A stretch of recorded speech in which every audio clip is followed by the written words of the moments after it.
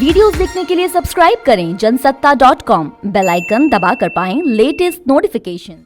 नमस्कार, स्वागत है आपका जनसत्ता पर। देश में सोने और चांदी की कीमतों ने बुधवार यानी कि 22 जुलाई को नया रिकॉर्ड बना दिया है। चांदी जहां 60,000 रुपए प्रति किलोग्राम को पार कर गई, तो वहीं सोना पहली बार 50,000 रुपए प्रति 10 ग्राम के स्तर को तोड़ने में कामयाब हुआ। सोने और चांदी की कीमतों में तेजी का सिलसिला अभी लगातार जारी है। तो आइए जानते हैं क्यों बढ़े सोने और चांदी के दाम। साथ ही ये भी जानेंगे कि इसका आप पर क्या असर होगा या फिर आपको क्या करना चाहिए।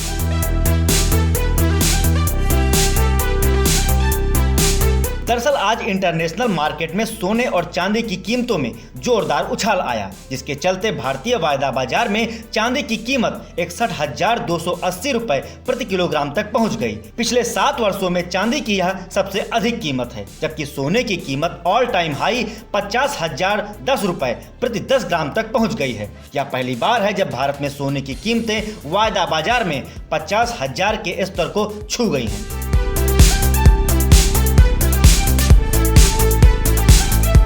जानकारों की माने तो कोरोना संकट के चलते शेयर बाजारों में जहां अनिश्चितता का माहौल है, तो वहीं रियल एस्टेट सेक्टर भी पस्त पड़ा है। ऐसे में इस संकट के दौर में निवेशकों के लिए सबसे सुरक्षित सोना और चांदी ही नजर आ रहा है। निवेशकों का रुझान गोल्ड ETF और बॉन्ड की तरफ बढ़ा है। यही वजह है कि सोने के रेट लगातार बढ़ते जा रहे हैं। वहीं कोरोना संक्रमण के चलते माइनिंग का काम काफी प्रभावित हुआ है और आपूर्ति बाधित होने से भी चांदी की कीमतों में ज्यादा तेजी देखी जा रही है। ग्लोबल मार्केट के असर से भी भारत में चांदी के दाम तेजी से बढ़े हैं।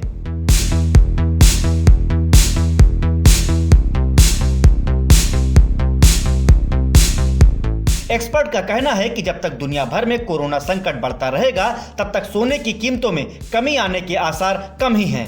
मार्केट में कोरोना की वैक्सीन आने पर इसकी कीमत कम हो सकती है। इसके अलावा भारत और चीन अगर सोना नहीं खरीदते हैं तो भी दाम कुछ कम हो सकते हैं। हालांकि फिर भी सोना 40,000 से नीचे नहीं आएगा। माइनिंग शुरू होने से भी इनके रेट कम हो सकते हैं।